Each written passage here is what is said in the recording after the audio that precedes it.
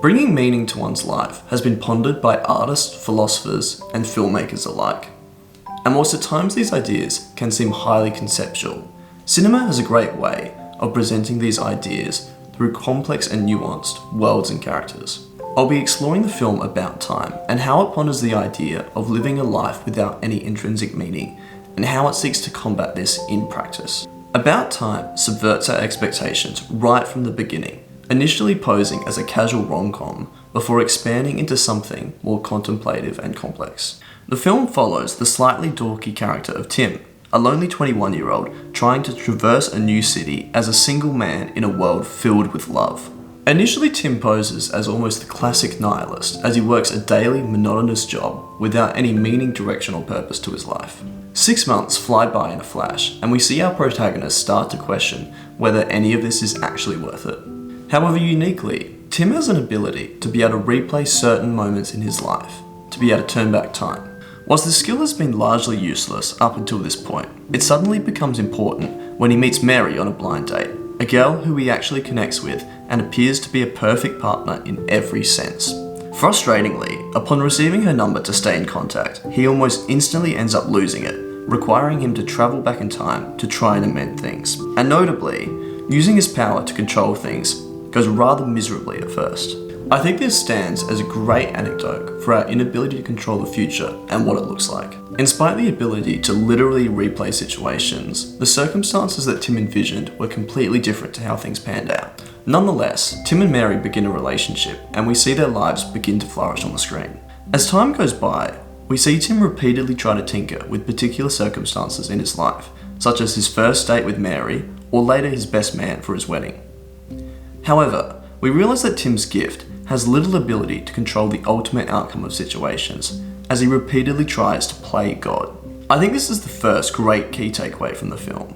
As individuals, it's useless to try and plan and predict exactly how life will play out. There may be areas that we can focus more or less time on, but the ultimate end product is completely out of our hands. Whilst Tim begins to comprehend this limitation, his outlook on life has massively shifted from the beginning of the film. Now all of a sudden, having a partner and his own kids, Tim is now beginning to bring his own meaning to life, a significant shift from his aimless and lonely position at the beginning of the film.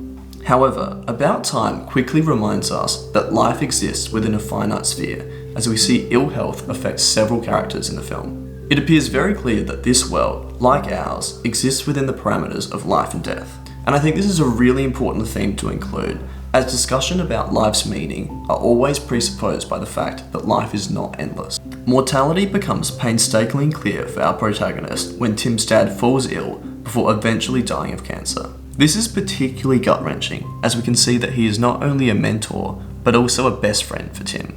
Whilst their time-travelling gift enables a few more trips, even this cannot last forever, and they heartbreakingly share one last walk together. Before his death, Tim's father shares with him a tip for living with his gift, and a secret formula for happiness. Part 1 is that he should get on with life and live like anyone else. However, part 2 is to live every day again, almost exactly the same. The first time, with all the tensions and worries that stop us noticing how beautiful the world is. And the second time, noticing. And I think this gets at something quite philosophical. Imagine, in spite of the difficulties and challenges of life, if one could stop every day to appreciate the small little things in life, embracing the uphill battle. Whilst the proposition of living every day twice is obviously out of the scope of the abilities of a regular person, the idea it raises is quite akin to Camus' absurdism, the notion that we should embrace the absurdity of a meaningless life and live with passion and conviction nonetheless. I think this short sequence towards the end gives us a pretty accurate glimpse of what it might look like practically, realizing that we can still find joy or contentment even in moments of stress or anguish. However, profoundly, the film arrives on a proposition that is even greater than that of replaying every day twice.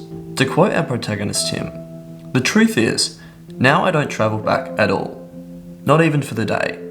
I just try and live every day as if I've deliberately come back to this one, to enjoy it.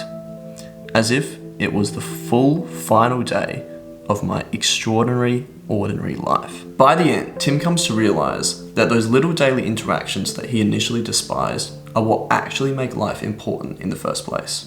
Waking up each day next to his wife, cooking the same old breakfast at home, dropping his kids off to school. And the fact that they are fleeting, unique, and cannot be replayed makes them all the more special. About Time makes an extremely compelling case that it's these moments that bring meaning to our lives. And to leave you with the final quote of the film, we're all travelling through time, together, every day of our lives.